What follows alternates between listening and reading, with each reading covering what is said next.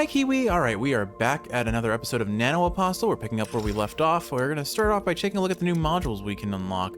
Number of heals increases threefold, but only 26% of HP is recovered. Absorb deals 10 extra damage and recovers 4% extra HP, but light attacks do not increase the infected progress. Let's see. Execution Thread. Light attacks deal 65% extra damage. Healing from any source renders this buff inactive for 12 seconds. That sounds pretty good, especially if I'm not taking damage. We'll take that for now. Gain some energy when parrying or eliminating a projectile. That's decent. Pulse Slicer. Light attacks have increased range but can eliminate projectiles, but the attack speed is slower. That also sounds decent except for the lower attack speed. So I think I've got my set. This will give us some invulnerability if I really need to heal. But yeah, I think that's good. All right, so what I'm going to do is I'm going to start off with the boss fight this time, and then we'll read some of the information logs that we unlocked. So our next boss is the semi-autonomous L-Cannon Commander. This boss I have practiced a little bit on the speedrun, but this is... So this boss I have a little less experience speedrunning against, and so we'll see how it goes. But basically the idea of her is she has this shield. We want to destroy her little friend turrets around her as quick as possible. She has a lot of unblockable AoE attacks, but we do have these pillars that can defend for us, or block damage from us. We can also use our infected to do a giant AoE against her. I am taking far too much damage here. The big issue I have with her is these little laser turrets that she spawns that just shoot a laser down the line. She also does regenerate her kind of blocking projectiles over time, or her little, what are they called, little turret type friends here. But basically the idea is you can infect these side little orbs, and that gives us a chance to deal a whole bunch of damage to her all at once. The basic idea is we have a lot of AoE and we should benefit from it as much as possible. I don't usually embrace the shoot her projectile friends or her little orb friends. Oh, this is where we're going to start seeing enemies that have grab mechanics. The grabs of bosses are really brutal. They are generally unparryable, and they do a lot of damage, and I mean a lot of damage. I was hoping I could not take damage there. Unfortunately, I'm learning her timing from scratch, it seems. Thankfully, if we parry her little orb friends, we can pretty reliably one-shot them after the fact. He's a much trickier boss than Berserker was, though I have to admit, though. We'll go ahead and toss a bunch of infected on her so that we can try and get as many heals off of her at once where possible. We're gonna just bail out of this because I don't want to take the damage. I think we've almost got her first phase, thankfully. And again, I can... Oh, hold on. I haven't learned her timing. But the damage from knocking out her friends is pretty substantial. Most importantly, though, it does stun her temporarily. So unfortunately, we didn't get the 2-cycle of sorts. Starting to learn the timing there. There we go. Okay, that's more accurate. That's feeling better. All right. So we're definitely not doing the best on this fight, but we're managing.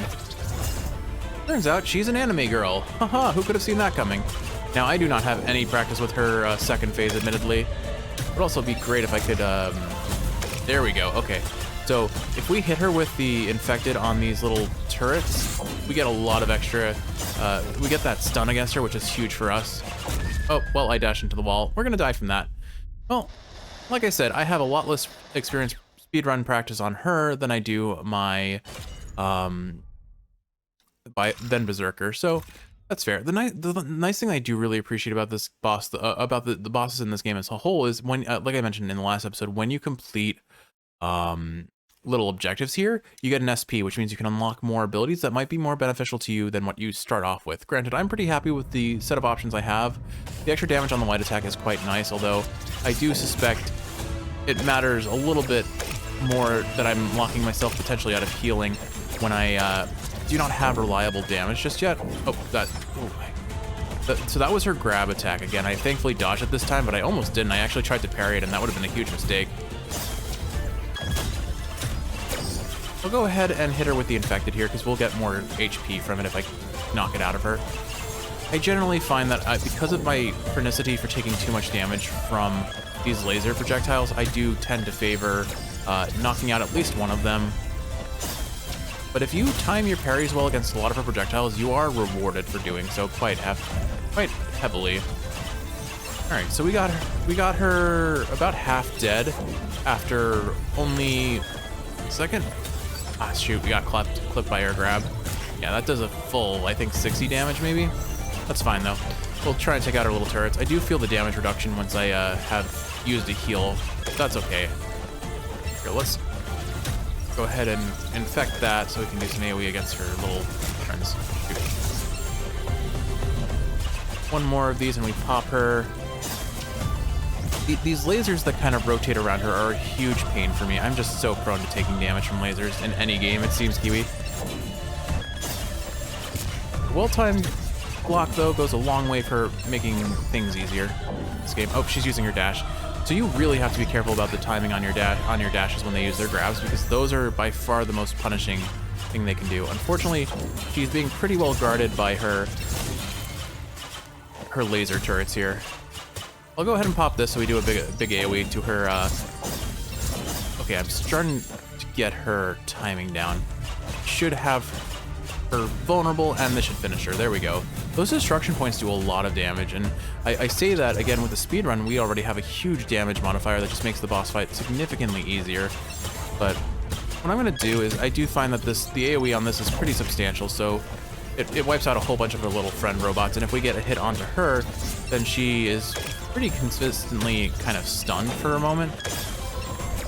Unfortunately, if she dodges, oh, she got her grab on us. That won't kill us, but it's gonna do, yeah, 60 damage. It's rough. It's so much damage. I think I'll need to toss an infected on her just so that I can heal. Okay, oh, she's doing it multiple times in a row. Not enough time to attack her. Oh, we got her. Excellent.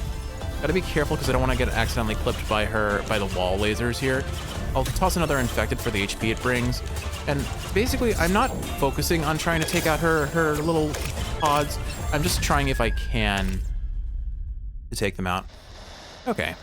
She's not the easiest boss. And like I said, I don't have the speedrun strats for her like I did for Berserker. Although Berserker's patterns are just easier for me to process because it's just big melee swings.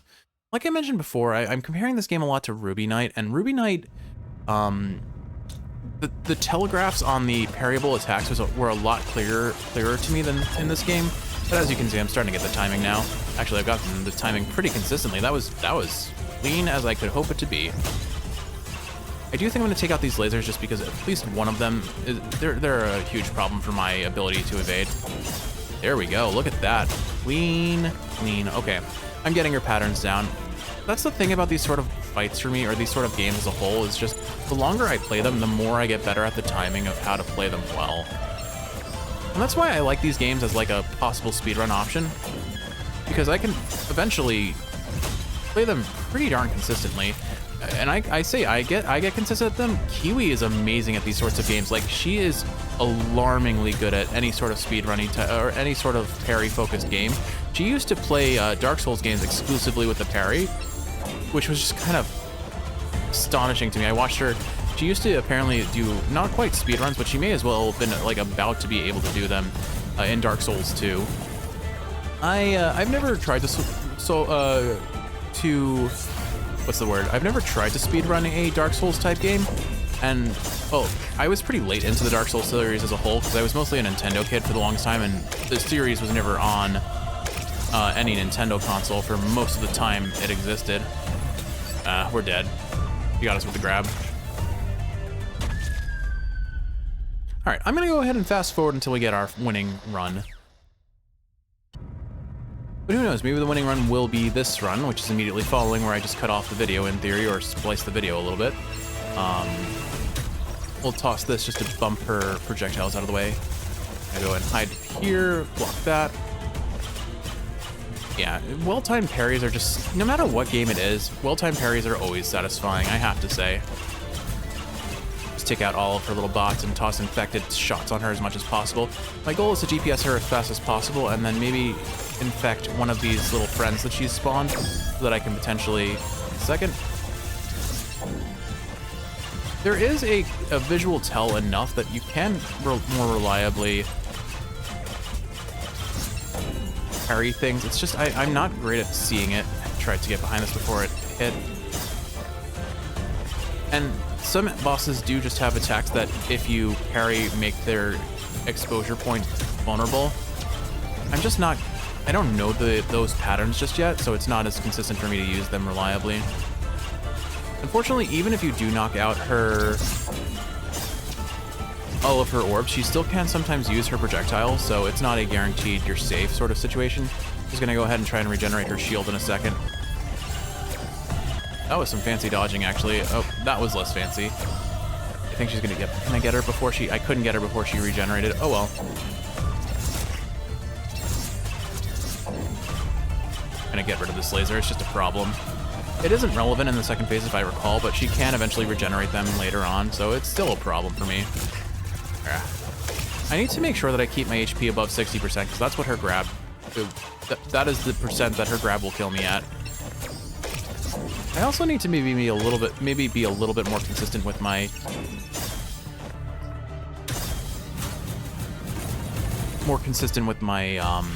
dash uses, because I sometimes use them a little bit overly aggressively, and that wastes them for me, where I could use them more effectively down the road.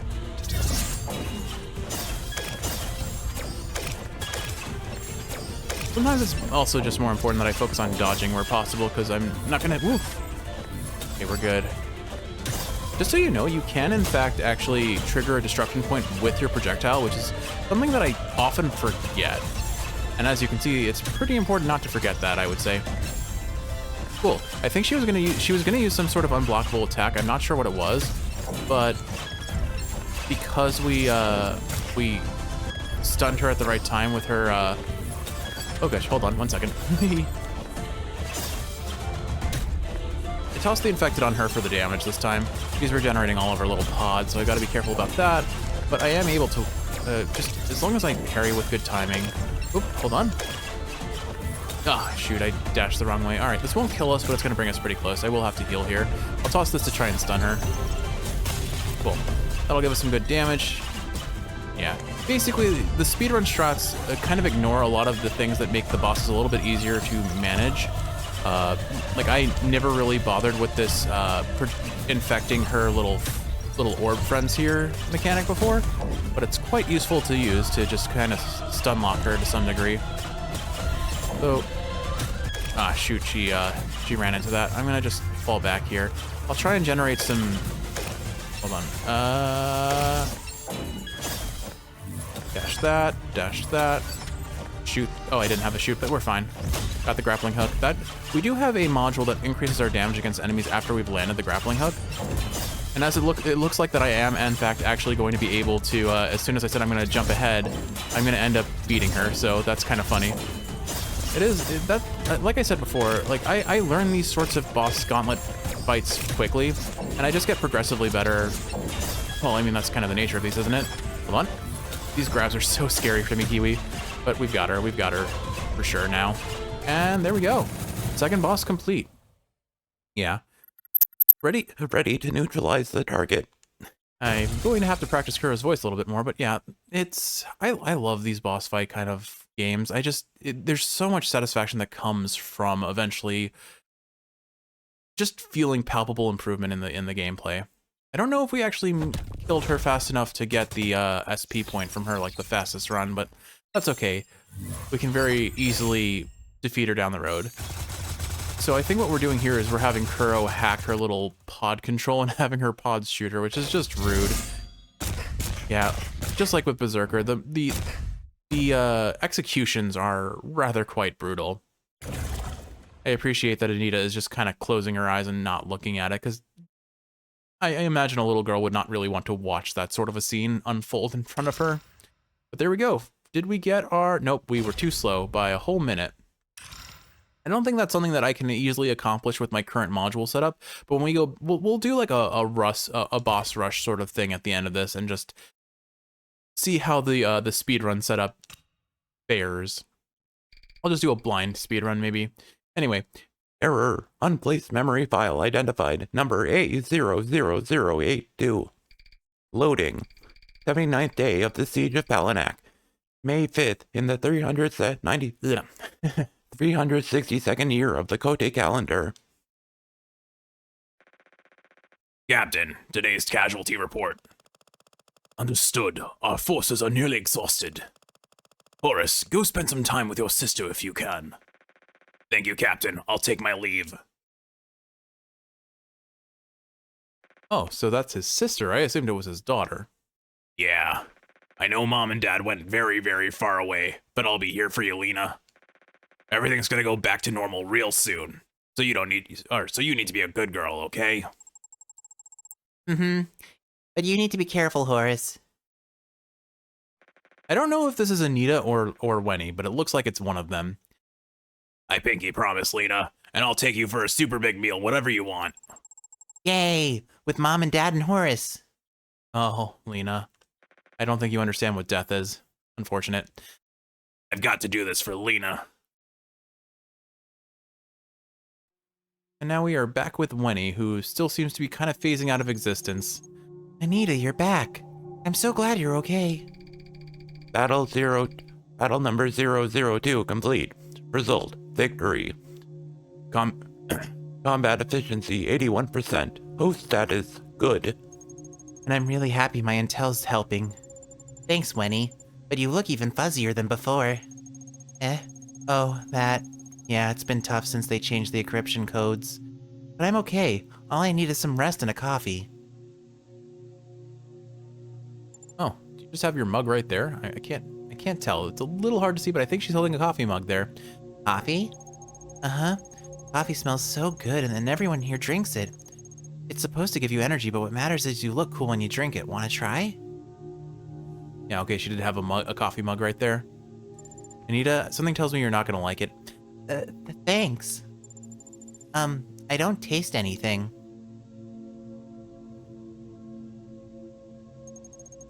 Yep, it's impossible to know what it tastes like. After all, there's no smell or taste here. According to the data, coffee is a rich aromatic beverage with layered flavors. If you close your eyes and imagine that, it's like you can really taste it. Want to try some more? Anita looks unpleased. Cute little animation. That's okay if you don't. It just gets so boring here sometimes. So, do you know about the outside world? The outside world? Uh-huh. It's a place where you don't have to fight all the time and can live a normal life. There's a gazillion video games to play and you can drink real coffee. Unfortunately, we're in Pioneer's highest level research facility. It'd be easier to go to Mars than to escape from here. Wow, it'd be so cool to go there with you and Kuro. Well, I don't have a body anymore. Even if I got out of here, I'd be nothing more than a bunch of data. Oh, and I don't want to go there. Anita? Just thinking about Wenny drinking that boring imaginary coffee here all alone? That sounds so terrible. I see. It's a sweet sentiment. Keyword detected. Rule 0 activated. The Apostle is absolutely loyal to Pioneer. Wait, actually, this is red. Hold on. The Apostle is absolutely loyal to Pioneer, and must prevent all hosts from escaping this facility. This rule takes priority over all other rules. Ominous. Okay. So, seems like Pioneer has some control over Kuro despite us seemingly having some sort of synchronization with him at this time. I've downloaded info about the next opponent from the internet. We're up against a mechanical beast designed to serve as a combat engineer, performing tasks such as building structures and digging tunnels. It can generate armor and obstacles using a unique type of metal. It seems like Kuro can't output enough energy. It seems like Kuro can't output enough power to destroy this specific alloy. But thankfully, I've got some expansion modules. We may not have enough power in one shot, but if we store it up and then release it all at once, Kuro could shatter just about anything. New skill modules unlocked. Compression shot. Module slots expanded. And results. No vulnerabilities or malware detected. Expansion module downloaded. Intel updated. Combat method pending verification. Use charge attacks to destroy metal objects generated by the enemy. Alright, let's check this out. So we've got a couple new ones. Synchronized corrosion. When the target has 3 or more stacks of infected, light attacks trigger absorb. That's pretty strong. Overload adapter. Charge attacks deal 3 extra damage during this battle. Stacks up to 12, but initial damage has decreased to 10. So it looks like we've unlocked the ability to use charge attacks, which will be quite powerful. Press RT to use a charge shot, which inflicts 2 stacks of infected for 1 energy. Injury Plague. Charged melee attacks deal 1 stack of infected. Cooldown of 7 seconds, but 50% less energy is recovered. I think what I'm going to do is I'm going to toss away this one so that we can go ahead and take Compression Shot and Synchronized Corrosion. So that'll be a fun little synergy. The way it works is if we charge our projectiles, we'll deal 2 levels of infected, and if we get 1 more, we'll instantly trigger Absorption, which should be a whole bunch of damage all at once potentially if we build around that. Oh, actually we have 1 more slot. I didn't actually equip it. There we go. Do we have any new training levels? We do have 1 new obstacle course. Clear a level within 1 minute and 30 seconds. Let's give it our best shot and see if we can beat it. Get some more SP, not that we really need it at this point, but some of the later modules are pretty expensive. So in typical fashion, we dodge through here, we parry these. Again, if you look at the little marker next to these, you can see which ones require multiple parries versus singular parries. You have to be careful that I'm not syncing poorly with these lasers, because I'm pretty sure the lasers will one-shot us if our previous endeavors were a metric of that before. We just ignore these because we're not fighting enemies, we're just dodging and dashing. If I look at where the lasers are going to land, okay, good. These lasers don't one-shot us, which is helpful to know. Some unfortunately missed parries there. I can, in theory, dash between these lasers to continue progressing this. If I time things right or dash in the right position, should be fine. I'm gonna go ahead and heal here. I imagine we're gonna be, yep, I thought so. I thought they were gonna start throwing more lasers at us. Oh gosh, that's a lot of more lasers at us. I think we're making good time though. I think that's the finish right there, and we need to clear in under 1.5 minutes, and we made it. All right, that was a pretty easy obstacle course. Definitely felt better than my first attempt at the last one, because I didn't botch that at all and then cut it out of the previous video. Not whatsoever. 3 extra skill points, excellent. All right, let's read these data logs because there's some interesting information. So the unplaced memory files are just the cutscenes that we saw before, so I'm going to skip those, but here we go. Report on energy perception number 1. Energy perception is an ability unique to humans. It allows them to perceive the flow of energy through both machines and biological organisms. Through this ability, they can accurately predict the location of weak points on both types of entities. Current research suggests that the principles behind this mechanism are similar to the bird's ability to sense magnetic fields. Can birds actually do that? I don't know. It is still unclear what has given rise to this phenomenon, and computer simulations have failed to successfully mimic it. Individuals possessing this ability are not associated with any specific race or lineage, and the ability cannot be passed down to offspring through reproduction. There is no definitive explanation for the origin and mechanism of energy perception. However, considering that this ability applies to both mechanical and biological entities, it is speculated that there might be unknown similarities between the two. Therefore, we believe that energy perception is a key factor in achieving the mechanical evolution of humanity and will serve an important foundation for reaching our goal. I think we kind of saw a prelude to that with Horus. Horus, right before Mike got vaporized, we saw Mike kind of comment on how do you know where to aim, and he was saying, I just kind of like see this target on them, which I bet that's kind of what we're seeing when we see the exposure points. Or what is it? I forget what they're called. I'm going to call them exposure points for lack of a better recollection of what they actually are called. Nano Apostle Project Summary. The Nano Apostle Project is a military project that aims to develop AI-driven nanomachines that can be equipped to humans. The project envisions nanomachines as an extension of the user's body that can help them on a diverse array of missions and enhance their combat prowess, as well as provide a multitude of other functions. However, due to various technological challenges such as the low match rate between users and artificial intelligence, the project was halted after 56 experiments. But aren't we like experiment number 89? Doesn't sound like it was actually halted then. It is worth noting that since all test subjects were synchronized to the same consciousness, unstable mind links between subjects have been observed. A new communication technology may be invented if the phenomenon can still be stabilized and applied. And then finally, report on energy perception 2. Confirmed number of individuals possessing energy perception according to the region, May 23rd in the 12th year of the Kote calendar. Palanak 13, Saliwa 4, Bankalia 2, Mayali 2, Penglai Island 2, Aadat 1, Xanalis 1, Hula Bazaar 1. Xanalis is the name of the video game we were playing with Wenny. But I think that explains why there was a war in Palanek. The Nano Apostle folks probably went there looking for this energy perception ability. As of now, we have not identified any similarities among the regions where individuals with energy perception are located. Despite global investigations and observations, we cannot ascertain if the development of this ability is related to specific geographical areas. Okay, well that's our data log. Let's see what Wenny has to say now. Hero, your next opponent is a mech beast that builds structures and digs tunnels on the battleground. It's able to generate armor and obstacles with a special type of metal. You're going to need to use charge attacks to destroy them. Intel updated. Combat method pending verification. Use charge attacks. Use charge attacks to destroy metal objects generated by the enemy. Okay, anything else you have to say? Drinking coffee isn't cool. Oh, I think it makes you look all grown up and stuff.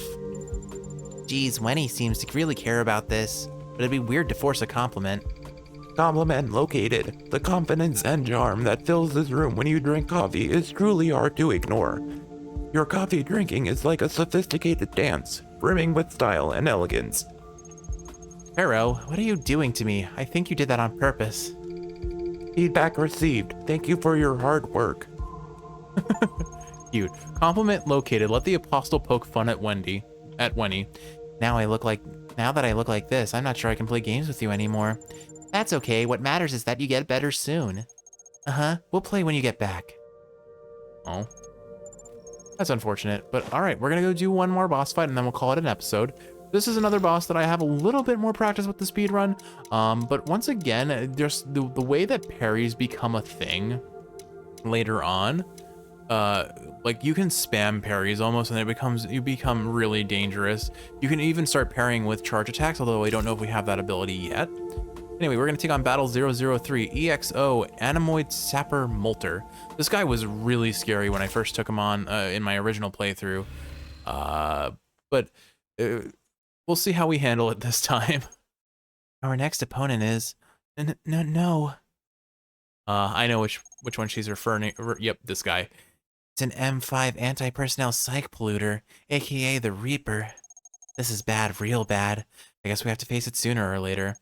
Come on, Wenny, you gotta think of something.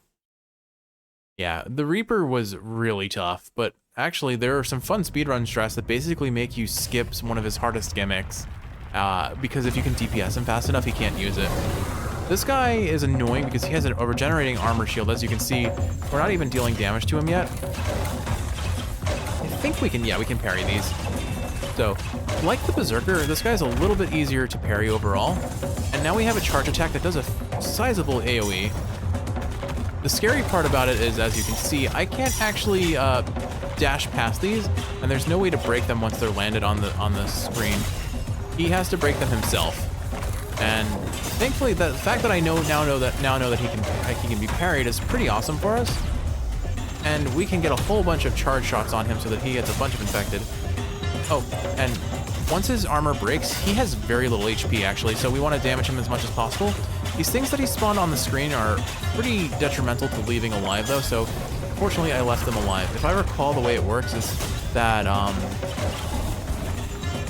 believe what this black gunk does is it slows us down pretty substantially, which is a huge problem for us. Oh no.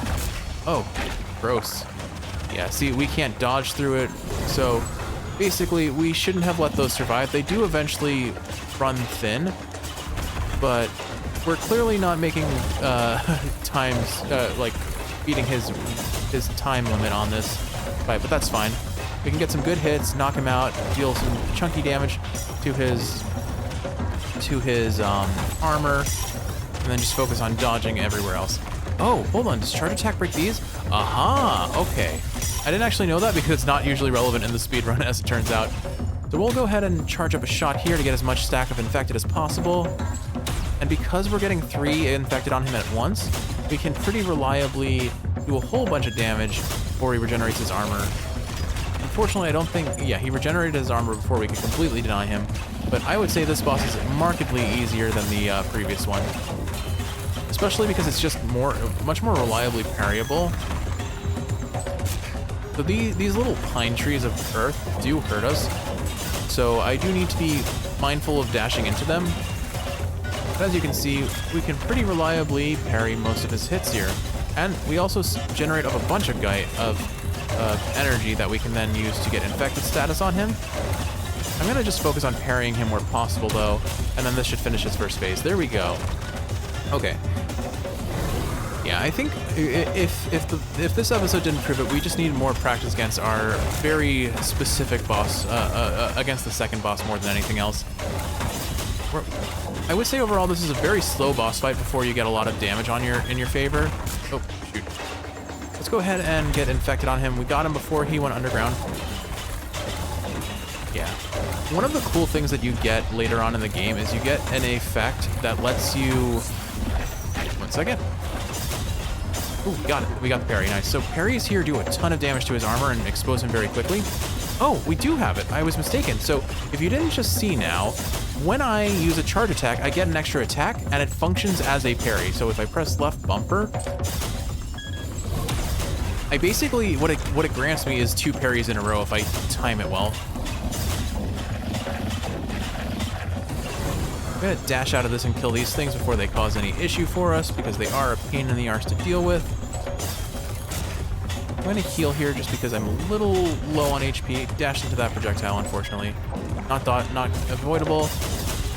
Yeah, that's the strategy right there. I remember now. Because you can basically just spam parry if you get if you charge your attack and then you can use the enhanced parry attack that you unlock afterwards, and it just equates to a whole lot of damage. I'm gonna dodge this and then I'm gonna heal. I am out of heals, Kiwi. That's not good. Gonna go ahead and pop some infected on him. Fortunately, that did block our damage, but get another hit here. Look at how fast we DPS if we get charge attacks off, though, because then we get the double hit. I don't think I'm gonna kill him before he regenerates his shield, though, unfortunately. And he hit us with that, so there's a chance we die here, especially if he's using unblockable moves. Seems to have threatened us with one, but didn't actually use it. I need to make sure I time these parries really closely well.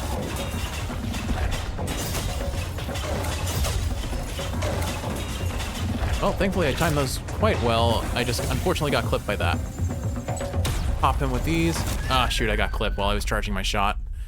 I think I could have canceled my my charge shot with a parry, but I'd say that went pretty well for my first time fighting this guy in a while.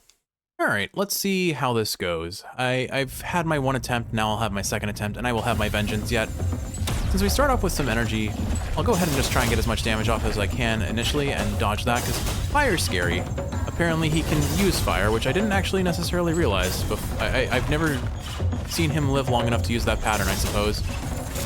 I'm trying to parry if I can with my charge attack, because that will, as you can see, make him pretty vulnerable very quickly. And look at that, we've already gotten down to 50%, which is pretty nice. Alright, so I guess, oh, right, I should be more respectful. I need to be respectful of that, because that is a lot of damage potential. He seems to be pretty heavily penalized by getting hit by our charge attack, so I need to use that more often in this fight than I currently am. You don't really get enticed to use the charge attack in your speedrun strats, just because it actually, you can pretty reliably just DPS enemies more quickly with your light attacks. I think we got this. I'll just tag him with some quick shots to make sure that we DPS him down, but there we go. That was a pretty clean phase 1, all things considered. Didn't pay attention to what my HP is. It's okay, it's a little bit lower than I would like, strictly speaking. Now it's definitely lower than I would like, strictly speaking, so we'll go ahead and heal. That does unfortunately result in a damage down for us, but I think we're honestly okay. I think I just focus on dealing what damage I can and then avoiding everything else. Since I've established the fact that oil can catch fire, which, I mean, I guess that does make sense when you say it out loud. If I can time my charge attack correctly, I can actually parry this pretty potently. And it seems like I might be able to break his armor before he does the attack here. Ooh, we got it. Nice. That's a lot of damage for us. Hit him with the charge shot. Hit him with a 3rd charge shot just to break his HP. Hit him with 1 more. I don't think we're unfortunately going to get him to 50 on this cycle, but maybe? No, just barely didn't make it. Or actually, I think we did make it, but his armor regenerated before we could see the number activate. It It seems like the charge attack really shreks him out. Really shreks him, Kiwi. That's what I meant to say. Definitely what I meant to say. If I don't go into this with the mentality of I'm trying to meet the time limit, we're honestly in a pretty decent spot. All right, what I'm gonna do is I'm gonna set him up to get burst really heavy. We're gonna hit him with one charge shot before we break his armor if we can. Unfortunately, it doesn't look like we get the choice there. He's gonna pop out of the ground, so I have to be ready for that. Hit him. Oh, shoot. Wow, that's a big AoE. Okay, whatever. Hit him with a charge shot, or not. Hit him with a charge shot. I knew we were just barely out of his range, so there we go. We got that.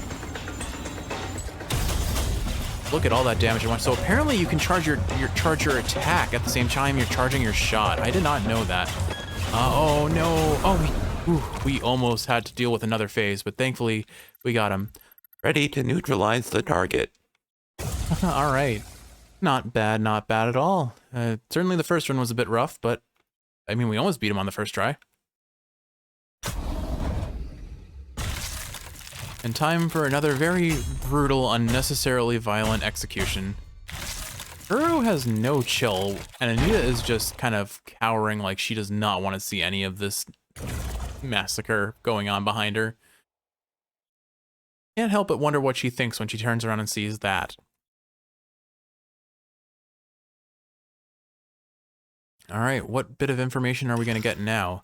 Victory battle number 3, Exo Animoid Sapper Molter.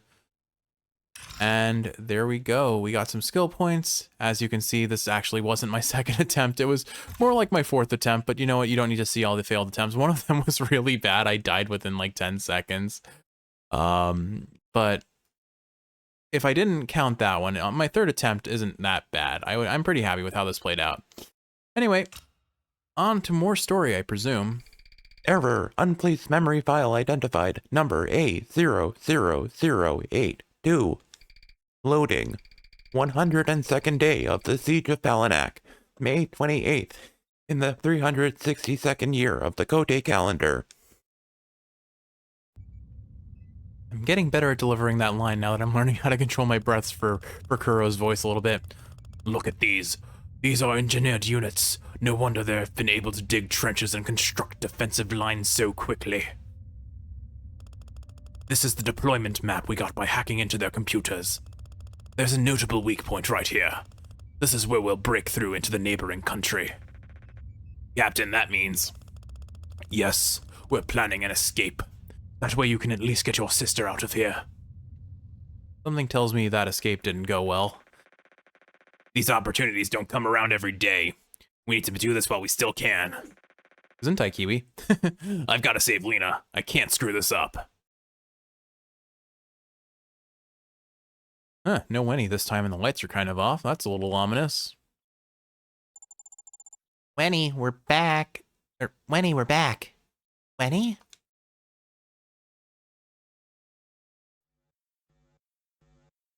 Uh-oh, someone's having a bad time. Not good. The match results can't be tampered with. The ID's changed again. I need to write another decryption tool. There's not enough time. No. What's Anita gonna do? Well, Wenny, are you okay? You don't look so good. Anita, I'm so sorry I couldn't stop it. Uh-oh. Winnie's having a real bad time. Looks like she needs more fake coffee. Uro, listen carefully. The next opponent is designed to target the human mind, specializing in mental contamination and psychological annihilation. We can fix physical injuries in the cultivation chamber, but psychological damage is irreversible. Basically, this might result in intense psychological trauma that will turn Anita into a soulless zombie. I've seen this thing destroy countless experiments. I tried my best to stop it, but I couldn't change the match results. I'm sorry. Wenny! Analyzing. Analyzing. The conscious entity Wenny has ceased operating due to excessive data loss. A preliminary analysis indicates irreversible damage. Uro, she's gonna be okay, right? Did you not hear the irreversible damage line? Analyzing. Possibility of resuming operation. 62%. Winnie, I hate seeing you like this. I promise you we'll come back. Don't you worry. Intel updated. Danger level of the next battle has been set to severe. Sounds like we're in for a rough time. You have system, you have 2 messages. Okay, I don't know what to voice this. I don't want to do the system having the same voice as Kuro, so whatever. You have 2 messages. Oh, it's just Winnie. Okay, never mind. I'm sorry, there's simply not enough time. This is an expansion module I barely managed to piece together. It's just some adjustments to Kuro's slash targeting algorithm. I hope it gives you a little bit of an edge. Get it? Because we're using a slash attack. Haha, an edge. Wahahaha. Okay, Kiwi. Module slots expanded and some new modules, and we got one more heal, too. And results. No vulnerabilities or malware detected. Expansion module downloaded. Simulation failed. 3 errors found. Estimated repair time, 32 seconds. I can barely see you, Winnie. Why are you doing this for me?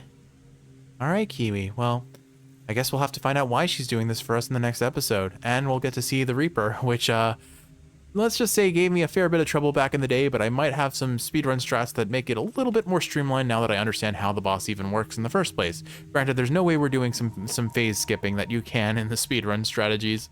With all that said, Kiwi, I hope you've enjoyed watching, and if you're awake, I hope this is helping you fall asleep. If you're asleep, I hope you're sleeping well. I love you, and I will see you in the next one for some more Nano Apostle, and definitely tomorrow for some Hades. See you then. Take care.